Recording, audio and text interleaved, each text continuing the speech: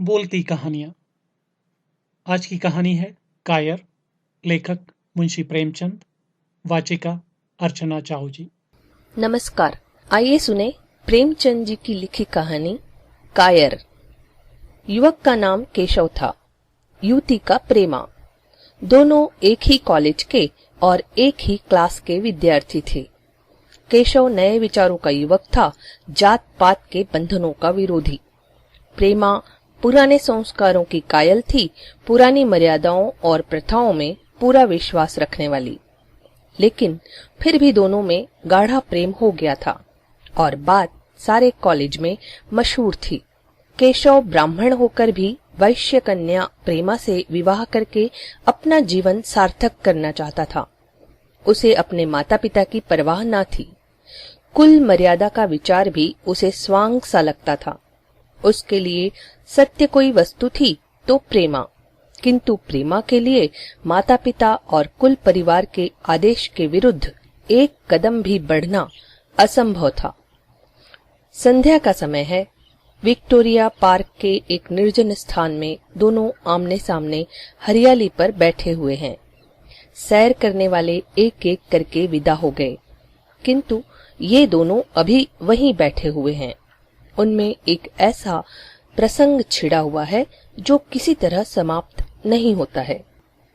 केशव ने झुंझलाकर कहा, इसका अर्थ यह है कि तुम्हें मेरी परवाह नहीं है। प्रेमा ने उसको शांत करने की चेष्टा करके कहा, तुम मेरे साथ अन्याय कर रहे हो केशव, लेकिन मैं इस विषय को माता पिता के सामने कैसे छेड़ूं, यह मेरी समझ में नहीं आता। वे लोग पुरानी रूढ़ियों के भक्त हैं। मेरी तरफ से कोई ऐसी बात सुनकर उनके मन में जो जो शंकाएं होंगी उनकी कल्पना कर सकते हो? केशव ने उग्र भाव से पूछा। तो तुम भी उन्हीं पुरानी रूढ़ियों की गुलाम हो? प्रेमा ने अपनी बड़ी बड़ी आंखों में मृदु स्नेह भरकर कहा, नहीं, मैं उनकी गुलाम नहीं हूँ। माता पिता की इच्छा मेरे लिए और सब चीजों से मान्य है। तुम्हारा व्यक्तित्व कुछ नहीं है, ऐसा ही समझ लो। मैं तो समझता था कि वे ढकोसले मूर्खों के लिए हैं, लेकिन अब मालूम हुआ तुम जैसी विदुषियां भी उनकी पूजा करती हैं। अब मैं तुम्हारे लिए संसार को छोड़ने को तैयार हूँ, तो तुमसे वही आशा करता हूँ। प्रेमा ने मन में सोचा, मेरा अपनी देह पर क्या अधिकार है? जिस माता पिता ने अपने रक्त से मेरी सृष्टि की है और अपने स्नेह से उसे पाला है, उनकी मर्जी के खिलाफ कोई काम करने का उसे कोई हक नहीं। उसने दीनता के साथ केशव से कहा, क्या प्रेम स्त्री और पुरुष के रूप में ही रह सकता है, मैत्री के रूप में नहीं? मैं तो प्रेम को आत्मा का बंधन समझती हूँ। केशव ने कठोर भाव से कहा, इन दार्शनिक विचारों से तुम मुझे पागल कर दोगी प्रेमा। बस इतना ही समझ लो कि मैं निराश होकर जिंदा नहीं रह सकता। मैं प्रत्यक्षवादी हूँ और कल्पनाओं के संसार में अप्रत्यक्ष का आनंद उठाना मेरे लिए असंभव है। यह कहकर उसने प्रेमा का हाथ पकड़कर अपनी ओर खींचने की चेष्टा की। प्रेमा ने झटके से हाथ छुड़ा लिया और बोली, नहीं केशव, मैं कह चुकी हूँ कि मैं स्वतंत्र नहीं हूँ। तुम मुझसे वह चीज न मांगो जिस पर मेरा कोई अधिकार नहीं है। केशव को अगर प्रेमा ने कठोर शब्द कहे होते तो भी उसे इतना दुख न हुआ होता। एक क्षण तक वह मन मारे बैठा रहा, फिर उठकर निराशा भरे स्वर में बोला, जैसे तुम्हारी इच्छा, और आहिस्ता आहिस्ता कदम उठाता हुआ वहां से चला गया। प्रेमा अब भी वहीं बैठी आंसू बहाती रही। रात को भोजन करके प्रेमा जब अपनी माँ के साथ लेटी तो उसकी आंखों में नींद न थी। केशव ने उसे एक ऐसी बात कह दी थी जो चंचल पानी में पड़ने वाली छाया की तरह उसके दिल पर छाई हुई थी। प्रतिक्षण उसका रूप बदलता था। वह उसे स्थिर न रख सकती थी। माता से इस विषय में कुछ कहे तो कैसे, लज्जा मुंह बंद कर देती थी। उसने सोचा, अगर केशव के साथ मेरा विवाह न हुआ तो मेरे लिए संसार में फिर क्या रह जाएगा। लेकिन मेरा बस ही क्या है। इन भांति भांति के विचारों में एक बात जो उसके मन में निश्चित हुई वह यह थी कि केशव के सिवा वह और किसी से विवाह न करेगी। उसकी माता ने पूछा, क्या तुझे अब तक नींद नहीं आई? मैंने तुझसे कितनी बार कहा कि थोड़ा बहुत घर का काम काज किया कर, लेकिन तुझे किताबों से ही फुर्सत नहीं मिलती। 4 दिन में तू पराए घर जाएगी, कौन जाने कैसा घर मिले। अगर कुछ काम करने की आदत न रही तो कैसे विवाह होगा? प्रेमा ने भोलेपन से कहा, मैं पराए घर जाऊंगी ही क्यों? माता ने मुस्कुराकर कहा, लड़कियों के लिए यही तो सबसे बड़ी विपत्ति है बेटी। माँ बाप की गोद में पलकर ज्यों ही सयानी हुई दूसरों की हो जाती है। अगर अच्छा प्राणी मिल गया तो जीवन आराम से कट गया, नहीं रो रो कर दिन काटना पड़ा। सब कुछ भाग्य के अधीन है। अपनी बिरादरी में तो कोई घर नहीं भाता, कहीं लड़कियों का आदर नहीं, लेकिन करना तो बिरादरी में ही पड़ेगा। न जाने यह जात पात का बंधन कब टूटेगा। प्रेमा डरते डरते बोली, कहीं कहीं तो बिरादरी के बाहर भी विवाह होने लगे हैं। उसने कहने को तो कह दिया, लेकिन उसका हृदय कांप रहा था कि माताजी कुछ भांप न जाए। माता ने विस्मय के साथ पूछा, क्या हिंदुओं में ऐसा हुआ है? फिर उसने अपने आप ही उस प्रश्न का जवाब भी दिया, अगर 2-4 जगह ऐसा हो भी गया तो उससे क्या? प्रेमा ने इसका कुछ जवाब न दिया। भय हुआ कि माता कहीं उसका आशय न समझ जाए। उसका भविष्य एक ऐसी अंधेरी खाई की तरह उसके सामने मुंह खोले खड़ा था, मानो उसे निगल जाएगा। उसे न जाने कब नींद आ गई। प्रातः काल प्रेमा सोकर उठी तो उसके मन में एक विचित्र साहस का उदय हो गया था। सभी महत्वपूर्ण फैसले हम आकस्मिक रूप से कर लिया करते हैं, मानो कोई दैवी शक्ति हमें उनकी ओर खींच ले जाती है। वही हालत प्रेमा की थी। कल तक वह माता पिता के निर्णय को मान्य समझती थी, पर संकट को सामने देखकर उसमें उस वायु की हिम्मत पैदा हो गई थी जिसके सामने कोई पर्वत आ गया हो। वही मंद वायु प्रबल वेग से पर्वत के मस्तक पर चढ़ जाती है और उसे कुचलती हुई दूसरी तरफ जा पहुंचती है। प्रेमा मन में सोच रही थी, माना यह देह पिता की है, माता की है, किंतु आत्मा को तो भुगतना पड़ेगा। वह इसी देह से तो भुगतना पड़ेगा। अब वह इस विषय में संकोच करना अनुचित ही नहीं, घातक समझ रही थी। अपने जीवन को क्यों एक झूठे सम्मान पर बलिदान करे? आत्मसमर्पण क्या बिना प्रेम के भी हो सकता है? इस कल्पना ही से कि न जाने किस अपरिचित युवक से उसका ब्याह हो जाएगा, उसका हृदय विद्रोह कर उठा। वह अभी नाश्ता करके कुछ पढ़ने ही जा ही रही थी, उसके पिता ने प्यार से पुकारा, मैं कल तुम्हारे प्रिंसिपल के पास गया था, वे तुम्हारी बड़ी तारीफ कर रहे थे। प्रेमा ने सरल भाव से कहा, आप तो यूं ही कहा करते हैं। नहीं, सच। यह कहते हुए उन्होंने अपनी मेज की दराज खोली और मखमली चौखटों में जड़ी हुई एक तस्वीर निकालकर उसे दिखाते हुए बोले, यह लड़का ICS के इम्तिहान में प्रथम आया है। इसका नाम तो तुमने सुना होगा। बूढ़े पिता ने ऐसी भूमिका बांधी थी कि प्रेमा उनका आशय न समझ सके, लेकिन उसका मन तीर की भांति लक्ष्य पर जा पहुंचा।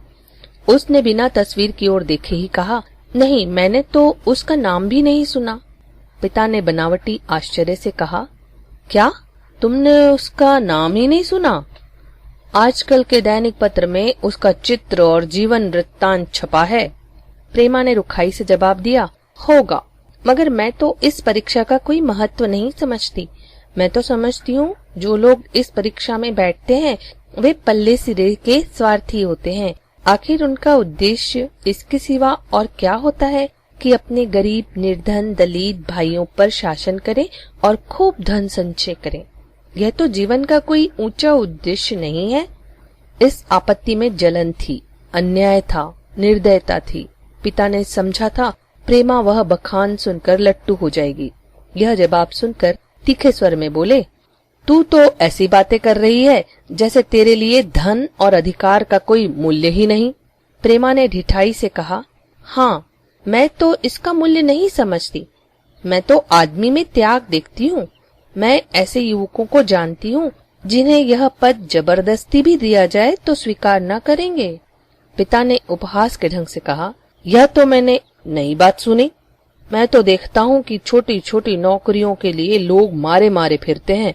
मैं जरा उस लड़के की सूरत देखना चाहता हूँ जिसमें इतना त्याग हो। मैं तो उसकी पूजा करूंगा। शायद किसी दूसरे अवसर पर ये शब्द सुनकर प्रेमा लज्जा से सिर झुका लेती, पर इस समय की दशा उस सिपाही की सी थी जिसके पीछे गहरी खाई हो। आगे बढ़ने के सिवा उसके लिए और कोई मार्ग न था। अपने आवेश को संयम से दबाती हुई, आंखों में विद्रोह भरे, वह अपने कमरे में गई और केशव के कई चित्रों में से एक चित्र चुनकर लाई जो उसकी निगाह में सबसे खराब था और पिता के सामने रख दिया। बूढ़े पिताजी ने चित्र को उपेक्षा के भाव से देखना चाहा, लेकिन पहली ही दृष्टि में उसने उन्हें आकर्षित कर लिया। ऊंचा कद था और दुर्बल होने पर भी उसका संगठन, स्वास्थ्य और संयम का परिचय दे रहा था। मुख पर प्रतिभा का तेज न था, पर विचारशीलता का कुछ ऐसा प्रतिबिंब था जो उसके प्रति मन में विश्वास पैदा करता था। उन्होंने इस चित्र को देखते हुए पूछा, यह किसका चित्र है? प्रेमा ने संकोच से सिर झुकाकर कहा, यह मेरे ही क्लास में पढ़ते हैं। अपनी ही बिरादरी का है? पिताजी का दूसरा प्रश्न था। प्रेमा की मुख मुद्रा धूमिल हो गई। इसी प्रश्न के उत्तर पर उसकी किस्मत का फैसला हो जाएगा। उसके मन में पछतावा हुआ कि व्यर्थ में इस चित्र को यहाँ लाई। उसमें एक क्षण के लिए जो दृढ़ता आई थी, वह इस पैने प्रश्न के सामने कातर हो उठी। दबी हुई आवाज में बोली, जी नहीं, वह ब्राह्मण है। और यह कहने के साथ ही वह क्षुब्ध होकर कमरे से बाहर निकल गई, मानो वहां की वायु में उसका गला घुटा जा रहा हो, और दीवार की आड़ में खड़ी होकर रोने लगी। लालाजी को तो पहले ऐसा क्रोध आया कि प्रेमा को बुलाकर साफ साफ कहे कि यह असंभव है। वे उसी गुस्से में दरवाजे तक आए, लेकिन प्रेमा को रोते देखकर नम हो गए। इस युवक के प्रति प्रेमा के मन में क्या भाव थे, यह उनसे छिपा न रहा। वे स्त्री शिक्षा के पूरे समर्थक थे, लेकिन इसके साथ ही कुल मर्यादा की रक्षा भी जानते थे। अपनी ही जाति के सुयोग्य वर के लिए अपना सर्वस्व अर्पण कर सकते थे, लेकिन उस क्षेत्र के बाहर कुलीन से कुलीन और योग्य से योग्य वर की कल्पना भी उनके लिए असह्य थी। इससे बड़ा अपमान वे सोच ही न सकते थे। उन्होंने कठोर स्वर में कहा, आज से कॉलेज जाना बंद कर दो। अगर शिक्षा कुल मर्यादा को डुबाना ही सिखाती है तो कुशिक्षा है।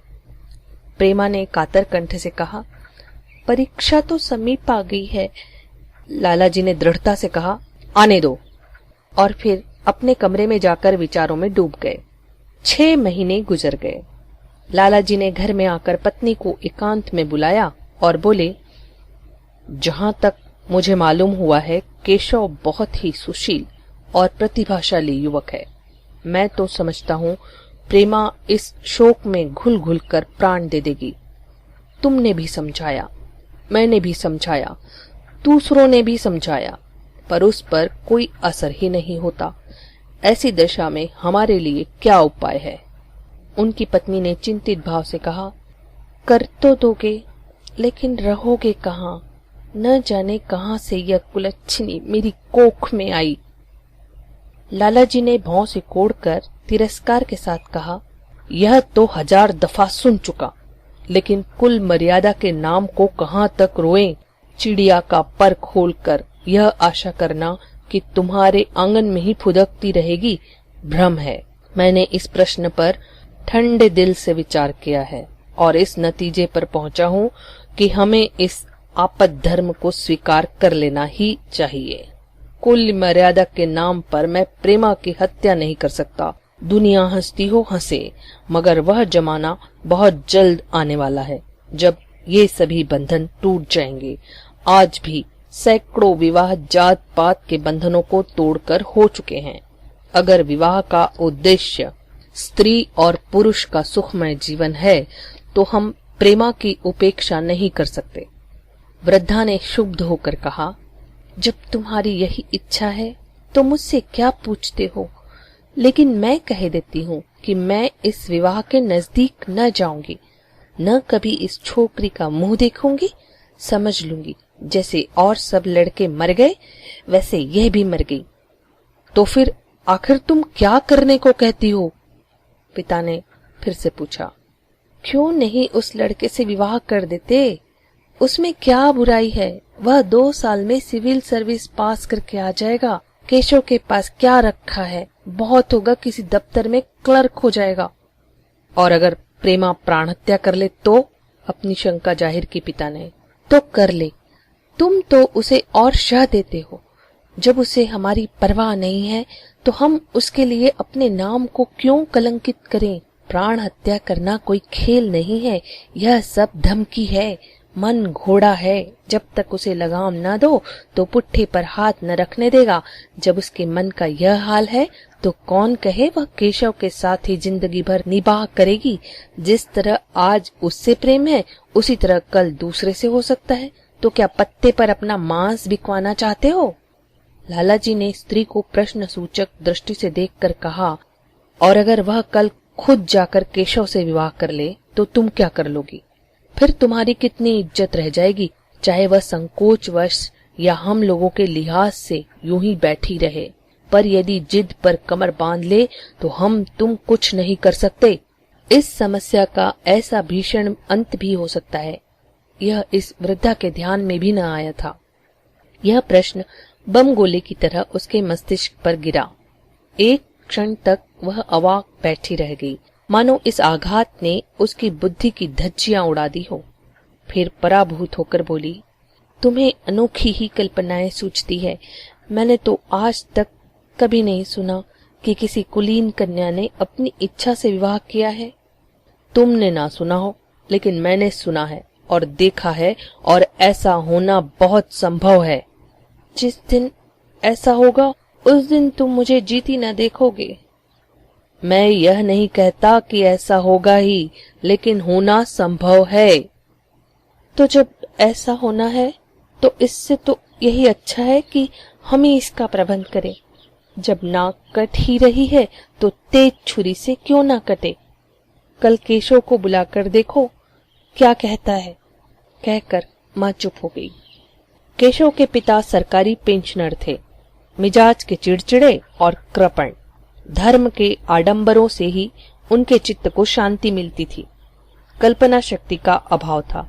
किसी के मनोभावों का सम्मान न कर सकते थे। वे अब भी उस संसार में रहते थे जिसमें उन्होंने अपने बचपन और जवानी के दिन काटे थे। नवयुग की बढ़ती हुई लहर को वे सर्वनाश कहते थे और कम से कम अपने घर को दोनों हाथों और दोनों पैरों का जोर लगाकर उसमें से बचाए रखना चाहते थे। इसलिए जब एक दिन प्रेमा के पिता उनके पास पहुंचे और केशव से प्रेमा के विवाह का प्रस्ताव किया तो बूढ़े पंडित जी अपने आपे में न रह सके। धुंधली आंखें फाड़कर बोले, आप भंग तो नहीं खा गए हैं? इस तरह का संबंध और चाहे जो कुछ हो, विवाह नहीं है। मालूम होता है आपको भी नए जमाने की हवा लग गई।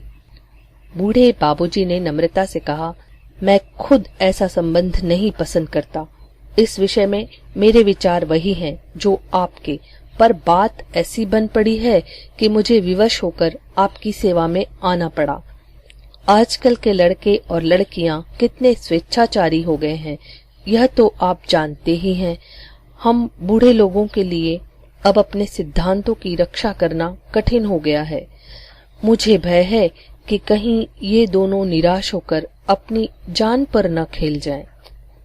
बूढ़े पंडित जी जमीन पर पांव पटकते हुए गरज उठे, आप क्या चाहते हैं साहब? आपको शर्म नहीं आती? हम ब्राह्मण हैं और ब्राह्मण में भी कुलीन। ब्राह्मण कितने ही पतित हो गए हों, इतने मर्यादा शून्य नहीं हुए हैं कि बनिए बक्कालों की लड़की से विवाह करते फिरें।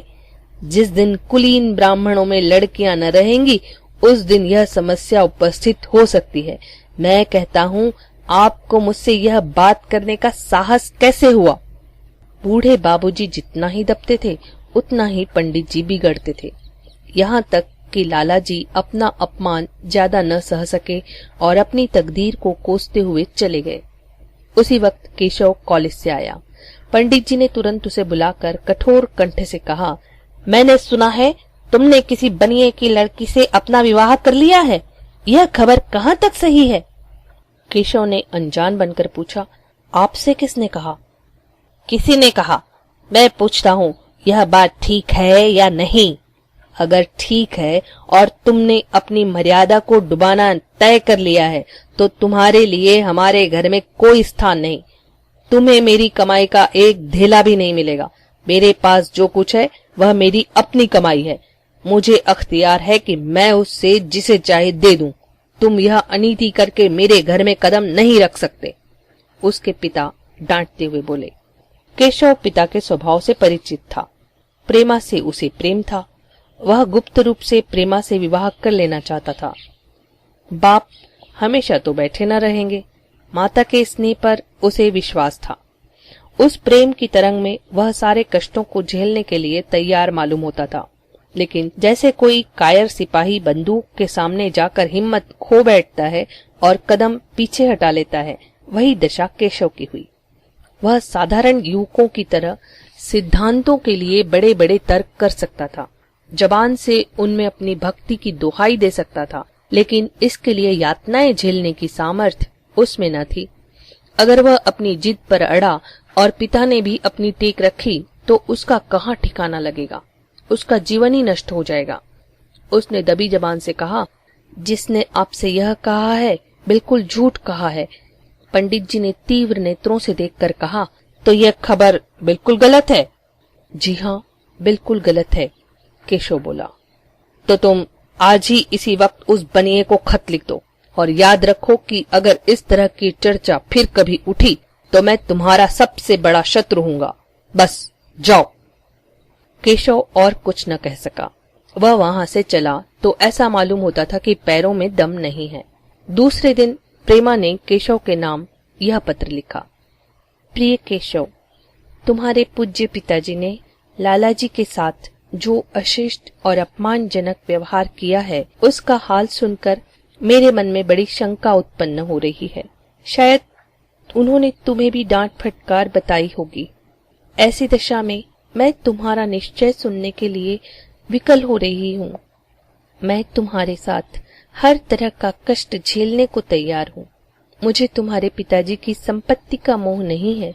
मैं तो केवल तुम्हारा प्रेम चाहती हूँ और उसी में प्रसन्न हूँ। आज शाम को यही आकर भोजन करो। दादा और माँ दोनों तुमसे मिलने के लिए बहुत इच्छुक हैं। मैं यह स्वप्न देखने में मग्न हूँ जब हम दोनों उस सूत्र में बंध जाएंगे जो टूटना नहीं जानता, जो बड़ी से बड़ी आपत्ति में भी अटूट रहता है। तुम्हारी प्रेमा। संध्या हो गई और इस पत्र का कोई जवाब न आया। उसकी माता बार बार पूछती थी, केशव आए नहीं? बूढ़े लाला भी द्वार की ओर आंख लगाए बैठे थे। यहाँ तक कि रात के 9 बज गए, पर न तो केशव ही आए और न उनका कोई पत्र। प्रेमा के मन में भांति भांति के संकल्प विकल्प उठ रहे थे। कदाचित उन्हें पत्र लिखने का अवकाश न मिला होगा, या आज आने की फुर्सत न मिली होगी। कल अवश्य आ जाएंगे। केशव ने पहले उसके पास जो प्रेम पत्र लिखे थे उन सबको उसने फिर पढ़ा। उनके एक एक शब्द से कितना अनुराग टपक रहा था। उनमें कितना कंपन था, कितनी विकलता, कितनी तीव्र आकांक्षा। फिर उसे केशव के वे वाक्य याद आए जो उसने सैकड़ों ही बार कहे थे। कितनी बार वह उसके सामने रोया था। ऐसे प्रमाणों के होते हुए निराशा के लिए कहाँ स्थान था। मगर फिर भी सारी रात उसका मन जैसे सूली पर टंगा रहा। प्रातः काल केशव का जवाब आया। प्रेमा ने कांपते हुए हाथों से पत्र लेकर पढ़ा। पत्र हाथ से गिर गया। ऐसा जान पड़ा मानो उसके देह का रक्त स्थिर हो गया हो। लिखा था, मैं बड़े संकट में हूँ कि तुम्हें क्या जवाब दूं। मैंने इधर इस समस्या पर खूब ठंडे दिल से विचार किया है और इस नतीजे पर पहुंचा हूँ कि वर्तमान दशाओं में मेरे लिए पिता की आज्ञा की उपेक्षा करना दुस्सह है। मुझे कायर न समझना, मैं स्वार्थी भी नहीं हूँ, लेकिन मेरे सामने जो बाधाएं हैं उन पर विजय की शक्ति मुझ में नहीं है। पुरानी बातों को भूल जाओ। उस समय मैंने इन बाधाओं की कल्पना न की थी। और पत्र खत्म। प्रेमा ने एक लंबी गहरी जलती हुई सांस खींची और उस खत को फाड़कर फेंक दिया। उसकी आंखों से अश्रुधार बहने लगी। जिस केशव को उसने अपने अंतःकरण से वर लिया था वह इतना निष्ठुर हो जाएगा, इसकी उसको रत्ती भर भी आशा न थी। ऐसा मालूम पड़ा मानो अब तक वह कोई सुनहला स्वप्न देख रही थी, पर आंख खुलने पर सब कुछ अदृश्य हो गया।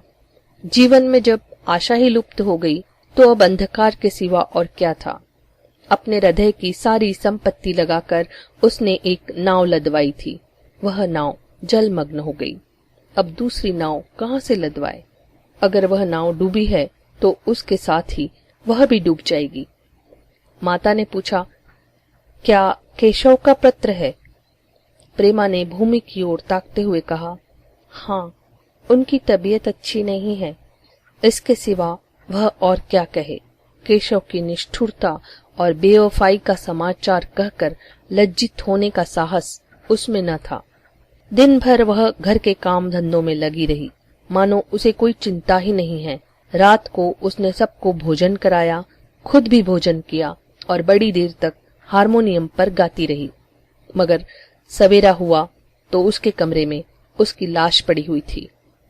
प्रभात की सुनहली किरणें उसके पीले मुख को जीवन की आभा प्रदान कर रही थी।